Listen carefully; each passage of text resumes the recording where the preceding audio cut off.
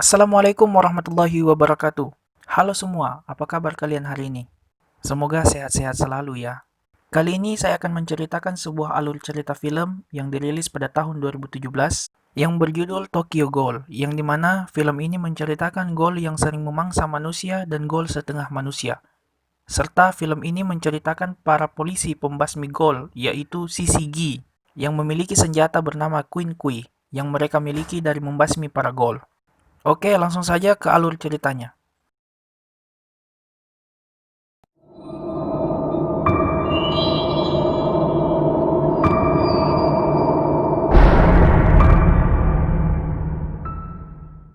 Di awal film kita diperlihatkan dua orang laki-laki yang bernama Kaneki dan Hide yang lagi membahas tentang ghoul yang memiliki fisik yang sama dengan manusia. Tapi mereka tidak sadar kalau tempat di mana mereka duduk sekarang adalah Anteku, yaitu kedai kopi milik ghoul. Di sini Kaneki bertemu dengan seorang gadis bernama Rise yang memiliki paras yang cantik dan memiliki hobi yang sama dengan Kaneki. Mereka pun saling membuat janji untuk berkencan. Di sini Kaneki tidak tahu kalau Rise adalah ghoul. Malam pun tiba, di mana Rise dan Kaneki berjalan pulang. Tiba-tiba, Rise memeluk Kaneki dan dia menggigit pundak Kaneki dan memakannya.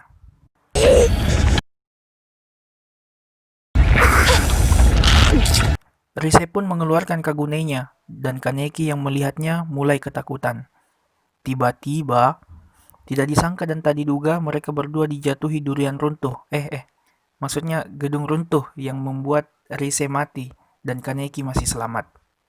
Di lain tempat diperlihatkan Kaneki yang sudah berada di rumah sakit dan sudah melakukan operasi organ, yang dimana di dalam tubuh Kaneki ada organ Rise. Disinilah awal cerita Kaneki menjadi ghoul. Di lain tempat, terlihat dua orang detektif CCG yang bernama Among dan Mado sedang memeriksa seorang ghoul yang telah mereka kalahkan. Di sini mereka menyelidiki cincin dari ghoul tersebut untuk mencari keluarga ghoul itu dan membunuh mereka. Di pagi hari, Kaneki sedang bersama dengan Hide dan mencoba beberapa makanan. Namun ternyata Kaneki muntah dan tidak bisa memakan makanan manusia. Kaneki pun mulai kelaparan dan mencari sesuatu yang bisa dia makan. Namun faktanya, dia tidak bisa makan apapun kecuali daging manusia. Terlihat Kaneki berada di luar rumah untuk mencari sesuap daging. Dia pun mencium aroma-aroma yang enak dan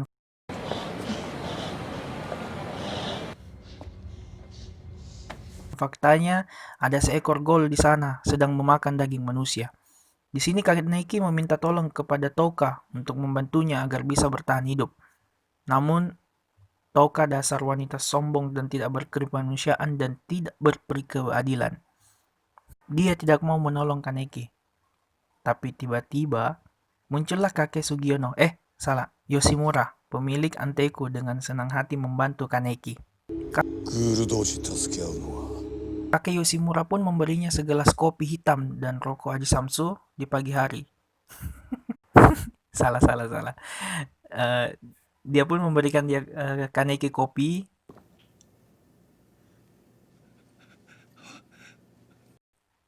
Di pagi harinya, Kaneki dan Hide kembali bertemu. Hide langsung mengajak Kaneki bertemu dengan seniornya di kampus yang bernama Nishiki Nishio. Di sini Hide tidak mengetahui kalau Nishio adalah seorang ghoul. Tiba-tiba, Nishio memukul Hide dan terjadilah perkelahian antara Kaneki dan Nishio. Kaneki yang ketakutan mulai terdesak. Seketika, Kaneki mengeluarkan kagunenya dan mulai menyerang Nishio. Kaneki yang tidak tahan melihat Hide berlumuran darah langsung memberikan jilatan supernya. Ketika dia sedang menikmati darah dari Hide, Touka dan Yomo datang untuk menolong Hide dan Kaneki. Sekarang, Hide telah berada di rumah sakit, dan di lain tempat, Kaneki berada di Anteku.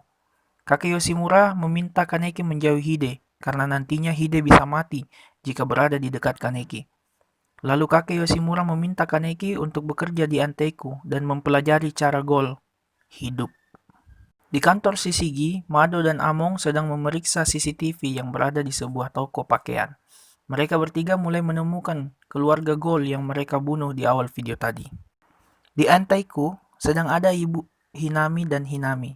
sedang menikmati kopi dan Kaneki yang sedang belajar membuat kopi. Di lain tempat, Kaneki dan Yomo pergi ke pegunungan untuk mencari manusia yang telah bunuh diri sebagai bahan makanannya. Alasannya karena Gol yang berada di Anteiku tidak ingin membunuh manusia. Gol yang sangat baik dan bijak, guys. Di malam hari, para penghuni Anteiku berkumpul dan membahas para agen pemburu Gol, yaitu Among dan Mado, yang dimana mereka telah membunuh ayah Hinami. Yomo pun menyarankan kepada mereka untuk menuju ke distrik 24 untuk mengamankan diri karena di sana adalah tempat Gol yang susah dimasuki oleh merpati. Di pagi hari, Toka mengajak Kaneki ke tempat Uta untuk membuat topeng Golnya. Di malam harinya, Kaneki menuju ke tempat pemakaman barang ayah dari Hinami untuk menitipkan sebuah biji kopi kesukaan ayah Hinami. Namun di sana ternyata ada agen Shishigi, yaitu Kusaba yang melihat Kaneki. Dan tiba-tiba dia menghubungi Among dan menggali tanah tersebut. Ditemukanlah barang-barang milik ayah Hinami. Sementara itu, di Anteiku terlihat ibu Hinami dan Hinami yang pamit untuk menuju ke distrik 24. Namun ketika sudah di pertengahan jalan, turun hujan yang sangat deras, dan mereka pun berteduh dan tiba-tiba agen Among dan Mado yang memperlihatkan topeng milik ayah Hinami. Sementara itu, Hinami diperintahkan oleh ibunya untuk menjauh dari tempat itu. Kaneki pun datang dan melihat Hinami yang ketakutan, dan mereka berdua pun melihat ibu Hinami mati di tangan Mado dan Among. Di sini Kaneki tak bisa berbuat apa-apa karena dia sudahlah, lemah. Maunya sebagai Gol yang baik dan bijak, Kaneki itu harus membantu. Tapi di sini, di Anteiku, Kaneki menceritakan semua apa yang terjadi kepada Yoshimura, Touka, dan Yomo tentang ibu Hinami yang dibunuh oleh merpati. Pada saat yang sama, Touka pergi untuk membalaskan dendam atas kematian ibu Hinami. Ketika dia bertemu dengan agen Shishigi, dia mampu membunuh agen Kusaba dengan sekali serang. Dan Touka dengan cepat memukul Among, namun tiba-tiba Mado datang untuk menyelamatkan Among. Touka pun terkena serangan dari Mado. Mado yang menjadi lawan Touka dengan mudah mengalahkan Touka dan akhirnya Touka terluka parah dan pulang menangis ke rumahnya.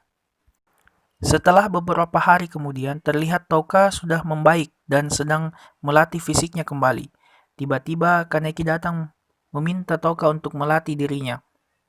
Melatih untuk bertarung. Oh, mau belajar bertarung dia. Katanya, Kaneki berlatih untuk melindungi orang-orang yang ia sayangi. Oke, hari demi hari pun Kaneki lalui dengan berlatih, dan dia pun semakin kuat.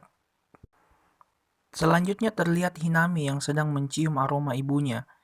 Dia tidak mengetahui ternyata itu adalah umpan dari Mado. Dia pun bergegas pergi menuju tempat bau ibunya berasal. Dia pun menemukan sepotong tangan dari ibunya, dan tiba-tiba Mado berada di situ. Mado pun memburu Hinami hingga ke bawah jembatan. Seketika dengan kecepatan halilintar, Touka datang untuk menyelamatkan Hinami. Di lain tempat, terlihat Kaneki yang menghadang mobil Among, dan dia pun berkata,